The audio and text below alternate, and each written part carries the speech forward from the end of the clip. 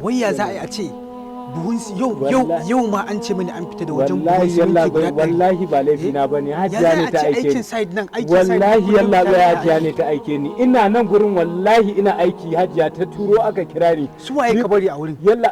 Yalla bai ni ba zan iya tunawa ba, dan Allah dan Annabi yalla bai kamar rai. Gaskiya in baka bayani ba Assalamu alaikum. Assalamu alaikum. Wa alaikum salam. Barkan ku dai. Da ala minti ɗaya. Ni ko wannan. Ok, to ka jira ni yau ina gani abincin ka ya kare kuma ka ci daraja.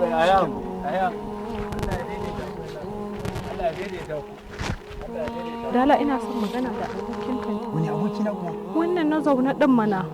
Wannan matsiyacin mai gadi na ne ba. To, ina ruwan so da mai gadi ko talaka ko mai kuɗi ko basarake. In dai kana kuɗi. Ni dai shi nake so ka mai magana. Estate. Ki ce mai gadi kike so? Shi. Ka mai magana. Ni a jikin wannan matsiyacin. Shi dai na gani. Kai zo nan. Ha'a. Ai na kasan wannan. Wallahi yalla bai ni ban san ta ba wallahi ni yalla bai. Gaskiya ina ga abincin ka ya kare a gidan nan. Dan Allah dan Annabi abincin ka ya kare. Dan girman Allah. Tashi kai kullum kayayyaki bata su. Zo mu tafi kai nake so. Shi nake so. Ni kike so? Za ki ɗauki nauyin shi ko? Za ki ɗauki nauyin? Je ka ɗauki kayanka. Ba shi ma kayan ma an ban ma. Shi ne irin naku na masu arziki. To talakawa gaban mu Allah da ma baya bacci.